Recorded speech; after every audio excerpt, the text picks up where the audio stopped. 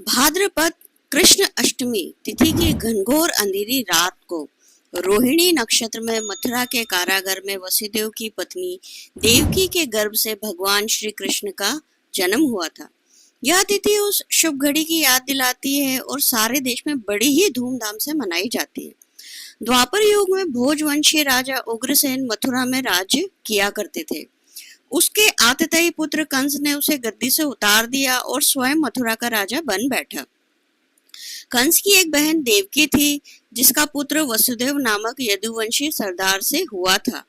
एक समय कंस अपनी बहन देवकी को उसके ससुराल पहुंचाने जा रहा था। रास्ते में आकाशवाणी हुई, हे कंस, जिस देवकी को तू बड़े प्रेम से ले जा रहा है, उसी में तेरा काल बसता है। इसी के गर्भ से उत्पन्न 8वां बालक तेरा वध करेगा।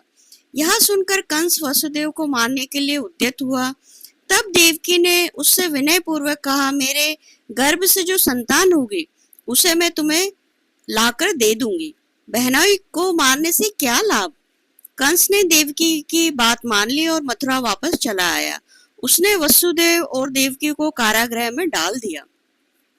वसुदेव देवकी के एक एक करके 7 बच्चे हुए और सातों को जन्म लेते ही कंस ने मार डाला। तब 8वां बच्चा होने वाला था। कारागार में उन पर कड़े पहरे बिठा दिए गए। उसी समय नंद की पत्नी यशोदा को भी बच्चा होने वाला था। भगवान ने वसुदेव के दुखी जीवन को देख 8वें बच्चे की रक्षा के लिए उपाय रचा। जिस समय वसुदेव और देवकी को पुत्र पैदा हुआ, उसी समय संयोग से यशोदा के गर्भ से एक कन्या का जन्म हुआ, जो कुछ और नहीं सिर्फ माया थी। जिस कोठरी में देवकी वसुदेव कैद थे, उसमें अचानक प्रकाश हुआ और उसके सामने शंख चक्र गदा पद्म धारण किए हुए चतुर्भुज भगवान प्रकट हुए। दोनों भगवान के चरणों में गिर पड़े। तब भगवान ने उनसे कहा, अब मैं पुनः नवजात शिशु का रूप धारण कर लेता हूँ। तुम मुझे इसी समय अपने मित्र नंद जी के घर वृंदावन में भेज आओ और उनके यहाँ जो कन्या जन्मी है उसे लेकर कंस के हवाले कर दो। इस समय वातावरण अनुकूल नहीं है, फिर भी तुम चिंता ना करो। जागते हुए पहरेदार सो जाएंगे, कारागृह के फाटक अपने आप खुल जाएंगे और उफनती अतः यमुना तुमको पार करने का मार्ग दे देगी। उसी समय वसुदेव नवजात शिशु रूप कृष्ण को सूप में रखकर कारागृह से निकल पड़े और अथाह यमुना को पार कर नंद जी के घर पहुंचे। वहां उन्होंने नवजात शिशु को यशोदा के पास सुला दिया और कन्या को लेकर मथुरा वापस आ गए। कारागृह के फाटक पूर्ववत बंद हो गए। अब कंस को सूचना मिली कि वसुदेव देवकी को बच्चा पैदा हुआ है।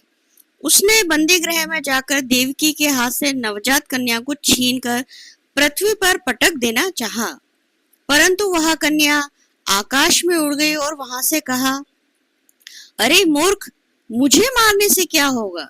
तुझे मारने वाला तो वृंदावन में जा पहुंचा है। वह जल्दी ही तुझे तेरे पापों का दंड देगा, तुझे सजा देगा। यह है श्री कृष्ण के जन्म की कथा।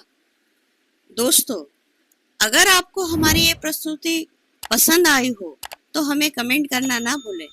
लाइक करें, शेयर करें और हमारे चैनल को सब्सक्राइब अवश्य करें। अब मैं आपको मिलूंगी अगले वीडियो में एक और नई कहानी के साथ। तब तक के लिए धन्यवाद। जय श्री कृष्णा।